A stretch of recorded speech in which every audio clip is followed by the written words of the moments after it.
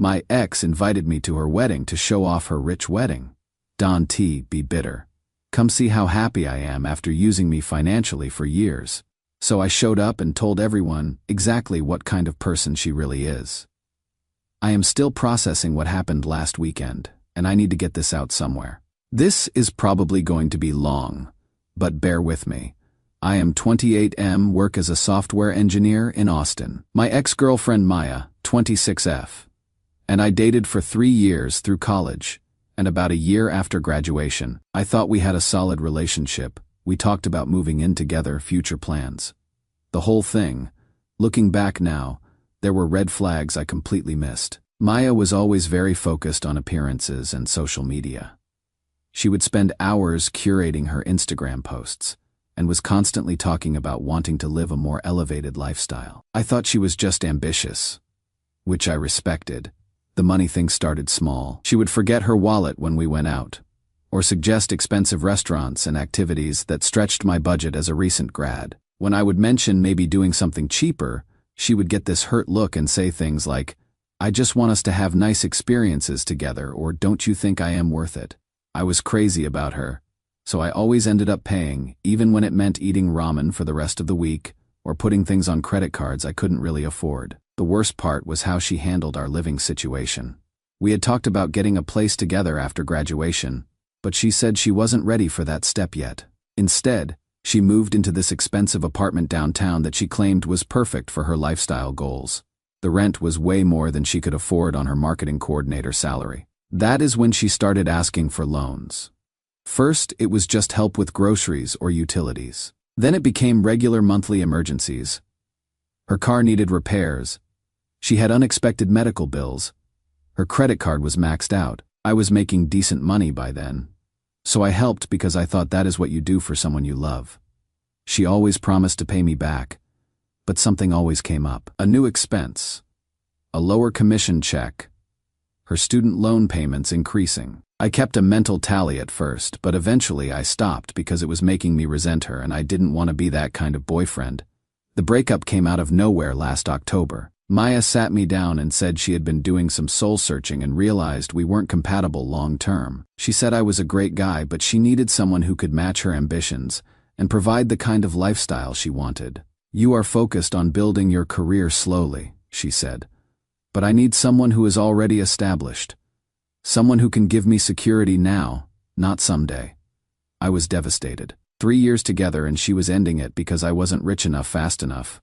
When I asked if this was about money, she got defensive and said I was being reductive and didn't understand her growth mindset. She moved out of her apartment the next week. I found out later through mutual friends that she had started dating Connor Blackwell, whose family owns a chain of luxury car dealerships. The timeline was suspicious, but I was too heartbroken to investigate. The next few months were rough. I threw myself into work and started seeing a therapist to process the relationship. Dr. Martinez helped me understand how the financial dynamic had been unhealthy and how I had enabled it by not setting boundaries. Healthy relationships involve mutual support, she told me. What you are describing sounds more like financial dependency disguised as love. As painful as it was, I started adding up what I had spent on Maya over the years. Between the dinners, activities, loans, and covering her share of everything, it was close to $15,000. Money I could have used for my own goals, like saving for a house down payment. I was finally starting to feel better about everything when the wedding invitation arrived 2 weeks ago. At first, I thought it was a mistake. Maya and I hadn't spoken since the breakup, and I couldn't imagine why she would want me there. Then I opened it and saw the handwritten note inside. "I would love for you to see how happy I am now. I hope you can be happy for me too." Something about the tone felt off. It wasn't warm or genuinely friendly. It felt calculated, like she wanted me there for a specific reason. I talked to my roommate Jake about it, and he put it bluntly.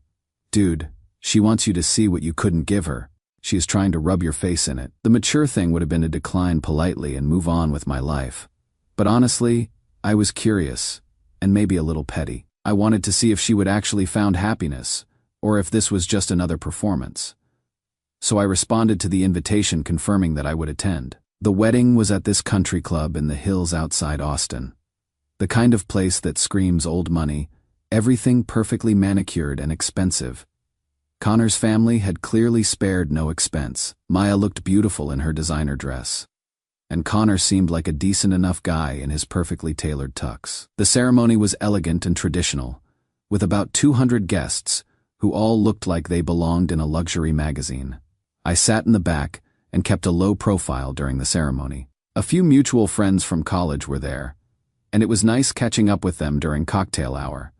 Everyone seemed genuinely happy to see me, which helped me relax. The reception was when things got interesting.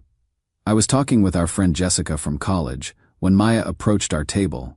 She looked stunning and confident, every inch the perfect bride. "I am so glad you could make it," she said, giving me a hug that felt performative. "You look great. How is work going?" We made small talk for a few minutes, but I could tell she was building up to something. Her whole demeanor had this weird energy, like she was excited about something. "You should meet Connor," she said finally. "I have told him so much about you." That is when it clicked.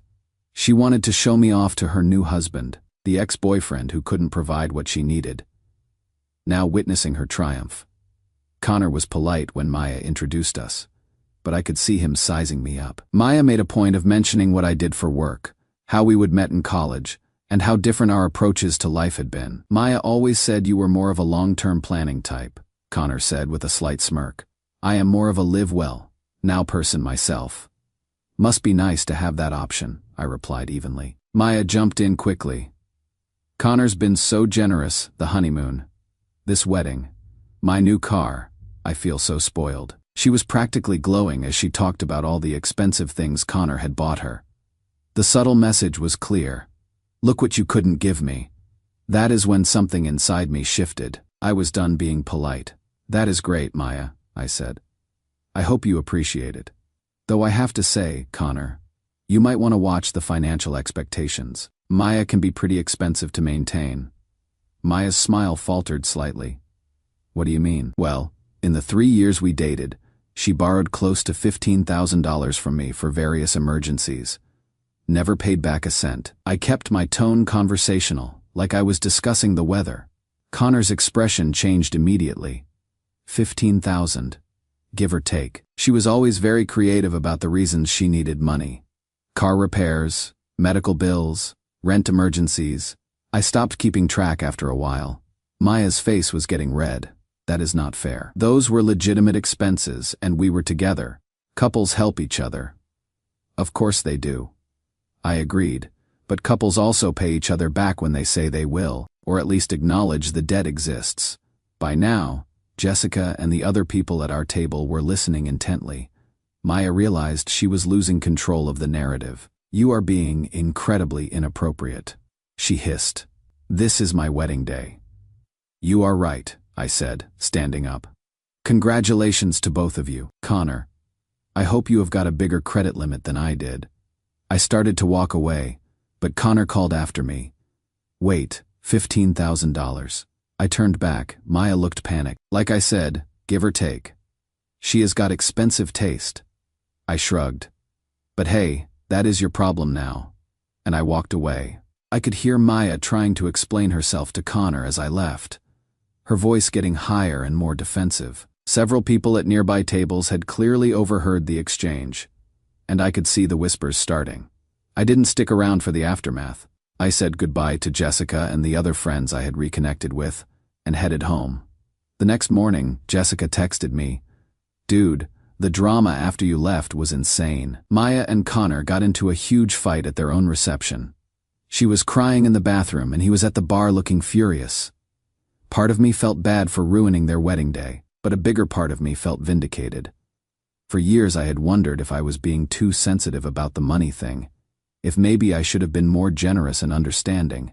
But seeing how quickly Maya had moved on to someone who could provide what she wanted made it clear that our relationship had been transactional for her, and Connor deserved to know what he was signing up for. I am not proud of how I handled it, but I am not sorry either. Sometimes the truth hurts, and sometimes people need to hear it. Update 1. It has been 2 weeks since the wedding, and I wanted to update everyone because the situation has gotten pretty crazy.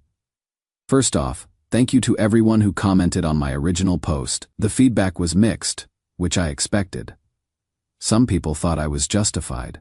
Others said I was an asshole for bringing it up at their wedding. I have been thinking about it a lot, and honestly, both things can be true. The day after the wedding, I got a call from Connor. I was surprised he had my number until I remembered Maya still had it from when we dated. "I need to ask you about what you said yesterday," he said without preamble, about the money Maya borrowed. I told him I understood if he didn't want to take my word for it, but that I had records if he wanted to see them. Bank statements, Venmo transfers, even some text messages where Maya had asked for specific amounts. "Can you send me those?" he asked. I hesitated. "Look, Connor, I don't want to blow up your marriage. I was just being honest about my experience. If my marriage is that fragile, it was already blown up," he said. "I need to see what I am dealing with here." So I compiled everything I could find and sent it to him. Bank records showing cash withdrawals that coincided with her requests, Venmo payments for groceries and utilities, screenshots of texts where she had asked for emergency money. The timeline was pretty damning. It showed a pattern of Maya asking for money almost monthly, always with urgent reasons why she needed it immediately. Connor called me back that evening. "Jesus Christ," was the first thing he said. "She told me you were exaggerating, said maybe it was a few $100s total, and that you were being vindictive." Apparently after I left the wedding, Maya had done damage control. She told Connor I was bitter about the breakup and making up stories to hurt her. She minimized the money issue and painted me as a pathetic ex who couldn't handle seeing her happy. "But these records don't lie," Connor continued. "This is thousands of dollars over 2 years, and some of these requests," he trailed off. I asked what he meant. "She asked you for $800 for a car repair emergency in March of 2022. But her car was fine then. I know because we were already talking, and she drove to meet me several times that month." My stomach dropped. "You were talking in March. I thought you guys met after our breakup in October." There was a long pause. "We met in February. She told me she was single." So Maya had been emotionally cheating for months before our breakup, possibly taking my money to fund dates with Connor. The betrayal felt fresh all over again. Connor and I talked for almost an hour. He told me Maya had already started asking him for money too. Nothing major yet, but she had mentioned wanting to redecorate their apartment and needing help with some credit card debt she hadn't disclosed before the wedding. "I thought I was helping my wife transition into married life," he said, "but now I am wondering if this is just who she is." 3 days later, Jessica texted me again. "Maya's been calling everyone from college, trying to do damage control. She is telling people you crashed her wedding and caused a scene because you are still in love with her." Apparently Maya was spinning a story where I had shown up uninvited and made up lies about her to ruin her special day. She was playing the victim, saying she was hurt that someone she had cared about would try to sabotage her happiness. But the thing about our college friend group is that we have all stayed pretty close, and people remember how our relationship actually was.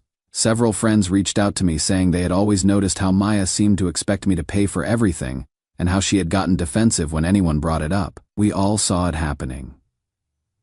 Jessica told me when we met for coffee, "But you seemed happy to take care of her, so we figured it wasn't our place to say anything." That was hard to hear, but I understood. Looking back, I probably would have gotten defensive if someone had pointed out the financial imbalance. I was in love and wanted to believe the best about her motivations. The real drama started about a week ago. Connor reached out again, this time to tell me he had confronted Maya with all the evidence. "She broke down and admitted everything," he said. "The timeline of our relationship, the money she took from you, even the fact that some of it was used for things related to us dating." Apparently Maya had tried several different strategies. First denial, then minimizing, then turning it around on Connor for not trusting her. When that didn't work, she had broken down crying and said she had been confused and scared about her feelings, and that she had made mistakes she regretted. "She keeps saying she is a different person now," Connor told me, "that being with me has changed her, but I cannot stop thinking about how deliberate it all was. She was planning our future while taking your money." I felt bad for Connor. He seemed like a decent guy who had gotten caught up in Maya's web just like I had, but I also felt vindicated that someone else could see the pattern I had been blind to for so long. Connor asked me if I wanted the money back. Maya had apparently offered to have him pay me as part of their fresh start.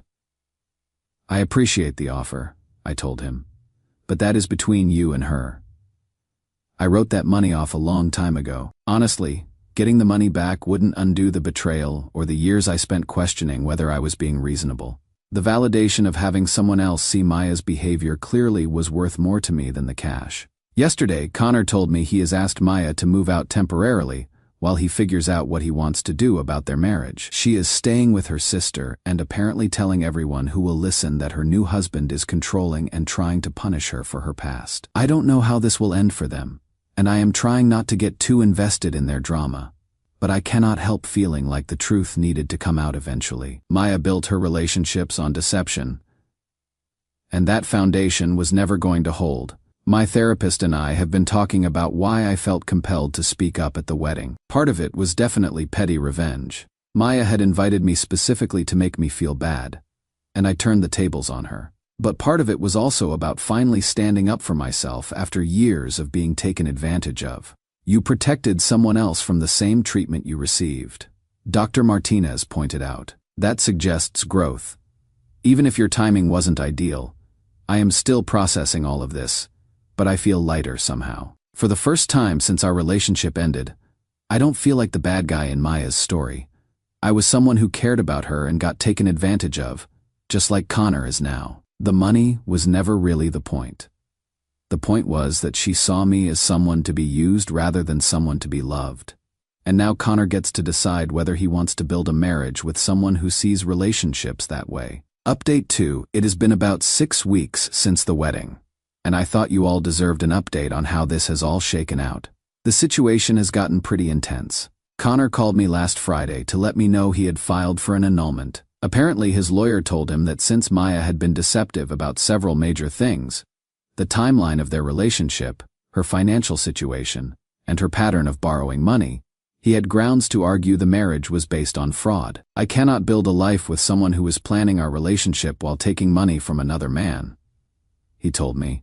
The whole foundation of how we got together was built on lies. Maya didn't take the news well. According to Connor, she had been trying to convince him that her behavior with me was just immaturity and that she had grown since then. She had promised to pay me back, get financial counseling, whatever it took to save their marriage. But Connor had started noticing other things once he knew what to look for. How Maya would steer conversations toward expensive things she wanted. How she had gotten defensive when he had asked about her credit card debt before the wedding. How she had already started hinting about wanting to redecorate their apartment and needing a small loan from him to cover some unexpected expenses. It is like seeing someone clearly for the first time, Connor said. I kept telling myself I was being paranoid, but the patterns were all there. The really crazy part is what happened with our mutual friend group. Maya's been trying to rally support by telling people that Connor is financially controlling and that I am obsessed with ruining her happiness. But most of our college friends have started sharing their own stories about Maya's relationship with money. Jessica told me that Maya had asked to borrow money from her too back in college, never paid it back. Our friend Brad mentioned that Maya always seemed to forget her wallet when they would go out in group settings, leaving others to cover her share. We all just accepted it as Maya being Maya, Jessica said when we talked last week. But hearing about the scope of what she did to you made us realize it was a pattern, not just quirky behavior. The social fallout has been pretty brutal for Maya.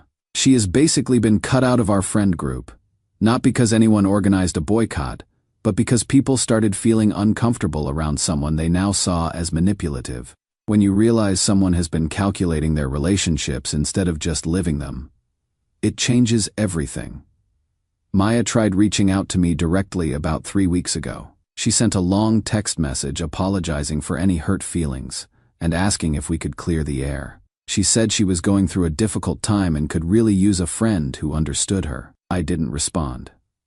I showed the message to Dr. Martinez, and she pointed out all the subtle manipulation tactics Maya was still using. Minimizing her behavior as hurt feelings, positioning herself as the victim of circumstances, and trying to use our shared history to get me to provide emotional support. Even in her apology, she is trying to get something from you, Dr. Martinez observed. That tells you everything you need to know about whether she is actually changed. Maya's sister reached out to me too, asking if I would be willing to talk to Maya because she was really struggling. I politely declined and said Maya should focus on building healthier relationships going forward. Meanwhile, my own life has been getting better in ways I didn't expect. Word somehow got around at work about what happened. I think one of my coworkers knows Jessica, and my manager actually pulled me aside to commend me for standing up for yourself in a difficult situation. It takes courage to tell the truth when it is uncomfortable, she said. That is the kind of integrity we value on this team. I got promoted last month to senior developer, which came with a significant raise. It felt symbolic somehow.